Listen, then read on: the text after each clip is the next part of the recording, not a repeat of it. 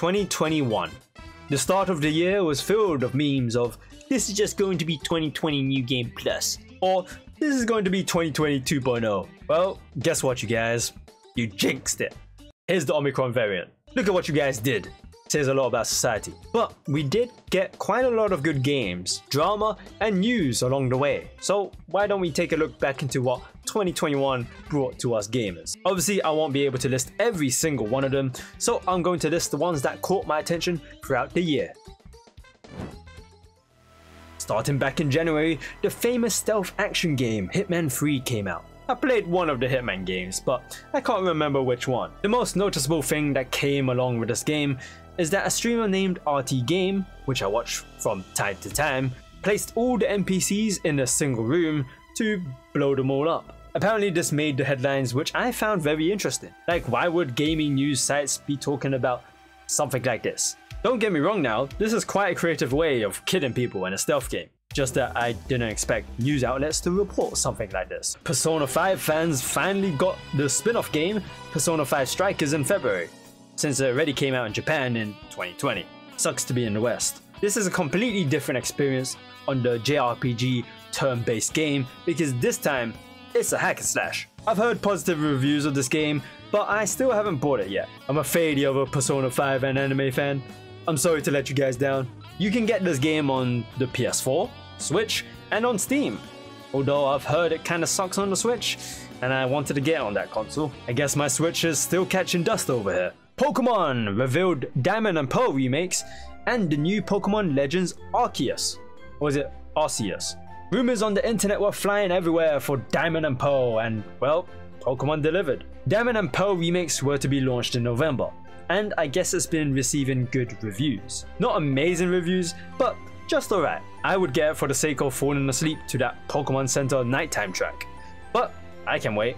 As for Arceus, that was unexpected, and from the looks of it, one word: graphics. March came around and announced the third to last Smash character, or I should say characters, Pyra and Mythra. These two Xenoblade characters basically said to the Smash community, I heard you want more sword characters, where they already have too many. I'm guessing the Xenoblade fans were glad in some way, but I don't think I heard much from them. I would have been excited if I played one of the Xenoblade games, but would you look at the price of this game? That has never dropped ever since it was launched back in 2017. Remember how I triggered 300,000 and more Monster Hunter World players with this video? Well, Monster Hunter Rise came out on the Switch in March. I had high expectations for this game because of its last successful game. However, it died off quite quickly because of its lack of endgame and easy to defeat monsters. I really did enjoy this game for its improved quality of life changes, and the combat feels much more fluid than in the previous game. However, the game felt too easy to me. Maybe it's because I'm a pro at this game. Okay, calm down you veteran player. I know I can't do speedruns. I know I'm average at the game. Hopefully, the big expansion of this game, Sunbreak, will make me like this game again. It might just pull off an Iceborne, but who knows. Nier Replicant version 1. Random Numbers came out in April. A lot of people are still sleeping on the Nier franchise, me included, because I still haven't finished this game. I totally get why people are not playing this game. Just from looking at it, it does look plain and dull. But if you get deep into the game, the story becomes quite an eye-opener. That's what I got from Nier Automata, at least. Either way, this game does have a good soundtrack, so if you're looking into some game soundtracks, listen to this one. In May, everyone's favorite big zombie waifu dropped in Resident Evil's Village. I haven't finished Biohazard, and to be honest with you, I got bored of it. Sorry Resident Evil fans. Well, at least you guys got your 9 foot 6 inches tall waifu to chase you down. Just like how I would like my favorite waifu to chase me. Horizon Forbidden West gameplay was revealed, and my god, this looks beautiful. Can't wait for when this game comes out in 2022. Gotta love how the bloody internet said Aloy doesn't look good here, and someone tried fixing it. Just another day of what we call a society of idiots. June, the month of E3, but I barely remember anything crazy coming out of it. However, Halo Infinite was shown, showing off the campaign and multiplayer, and saying that Halo is still a badass game. You're goddamn right. Also, for the first time in Halo history, Halo's multiplayer is going free to play, which means that the game is going to be filled with battle passes. Yikes. Well, they have to get money in some way, so I can't really blame them for that. Smash Bros characters were getting thrown off a cliff by Kazuya Mishima from Tekken. This is Smash Bros' second to last DLC character. Looks like this time, Smash decided to calm down on giving out invites to sword-wielding characters. I like Tekken, but I'm just a button masher when it comes to fighting games, which can only mean that I'm just that good at it. Link also came back in another teaser for Breath of the Wild 2. All the Zelda fans went crazy for that. Looking forward to it, but will it live up to the hype? We'll just have to wait and see for whenever that comes. More like we'll have to wait for another teaser, and then that will reveal a date for another teaser, and then another. Overall, we didn't get much in E3 as far as I remember.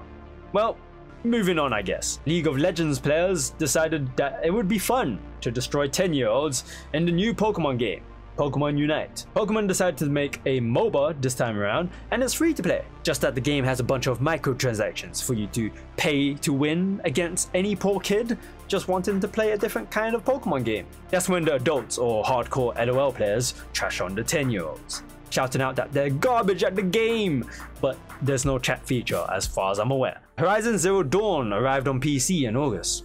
PlayStation's exclusive game finally moved to PC. If you haven't tried this game, then you are missing out. I absolutely love this game for its futuristic, post-apocalyptic setting. I just like how you got to figure out what happened to human civilization and why these high-tech dinosaurs are roaming the world. Or maybe I'm still a child because I like dinosaurs and tech, so combine them together and you have that dinosaur from Transformers Age of Extinction. Wait a minute.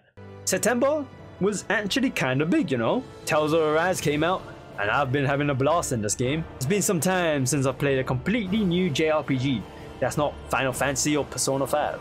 I'm still playing through it, and I highly recommend this game for any person jumping into a JRPG for the first time, or if you're a fan of anime. You are missing out if you're not playing this one. It also won Best RPG of the Year, Poggers. Sony State of Play popped off, Project Eve, Spider-Man 2, Forspoken, and God of War Ragnarok. PlayStation has some hot games coming soon, but remember how the internet was shaming on how Aloy looks? Well, the internet was once again shaming on how Thor's body looks. Too bad, internet, because that's how peak male performance looks like according to a powerlifter. Also, another hot take from the internet is how they were getting angry over a dark-skinned character appearing in the game, because that's not true to Norse mythology. Like, are you trying to say that blue dwarfs are real? Once again, it says a lot about the society that we live in. The Queen has returned in September's Nintendo's Direct. Finally, after 4 years of silence, Platinum Games shows off the legendary Bayonetta 3. Okay, I don't really know if it's legendary, but after many Nintendo Directs, we got gameplay and the Queen herself appearing on the screen. Not just her feet and logo, the full-on Queen is here. They really made me think that Astral Chain 2 was going to come out before Bayonetta 3. Genshin Impact. Players. Okay, I mean, we got a big update with another region, Inazuma, and more story. But the anniversary rewards? Yikes. It was so bad that the players decided to review bomb the game, along with any other game in the App Store. Jesus Christ, the Genshin community can be idiots. I understand why you're disappointed. I even played the game myself. I started when it came out. But Lord, you guys need to chill. Especially how you guys went after the voice actors for when they get paid to read scripts in specific ways. They have a contract to withhold, so it's not their fault to speak in a cringy way. Metroid Dread opened up October and it received positive reviews. I really want to get this game. I think the last Metroid game I played was either on the Wii or the DS. Many people have enjoyed this game, except for a specific PS2 God of War developer. He was only struggling on solving a simple puzzle that triggered him. I guess he just raged at that puzzle and instantly labeled the game as trash when it comes to level design. Imagine getting angry at a puzzle they explained to you at the beginning of the game. Smash's final character blew up Twitter. Sora! Yes, the Kingdom Hearts character finally joins the Smash roster. Many Kingdom Hearts fans were crying over Sora, and I either saw Simple and Clean or they did it, just trending on Twitter for obvious reasons. I was actually surprised as well. Sadly, during that time, the Doomslayer was deconfirmed as a character via Mii costume. That's a real shame, Doom fans. First time. Elden Ring! The most anticipated game for 2022 shows off its gameplay. This game looks amazing and I can't wait to get killed and killed again by all of these weird, dark fantasy monsters. Obviously, some people gotta hate on things by saying that this is just Dark Souls DLC, or the animations are just reused. Well, I guess it sucks to be you. Meanwhile, other players are just going to enjoy the game as it is. I never got to play the network test though. Feels bad, man. We all like surprises, right?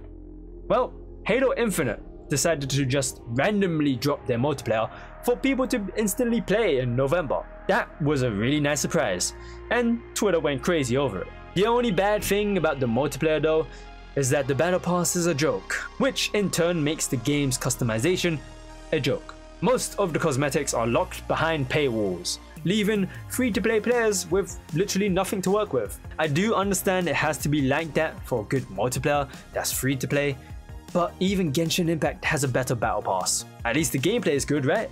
Fortnite got an unexpected crossover. Naruto!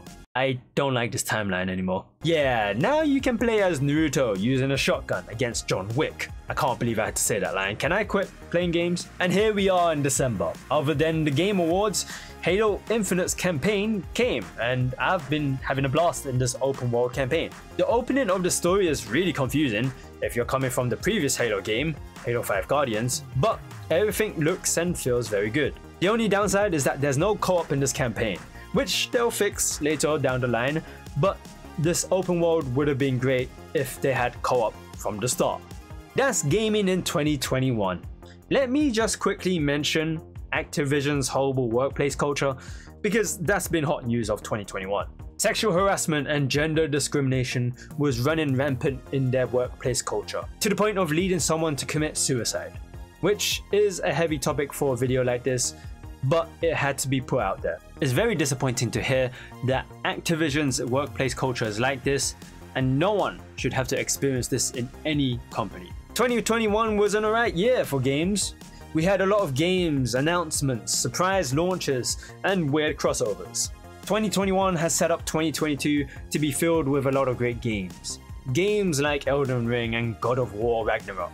Hopefully 2022 will be a good year, as long as COVID doesn't turn into a zombie virus. Hey guys, I hope you enjoyed the video. Be sure to give the video a like, subscribe to the channel if you're new, and I shall see you guys later.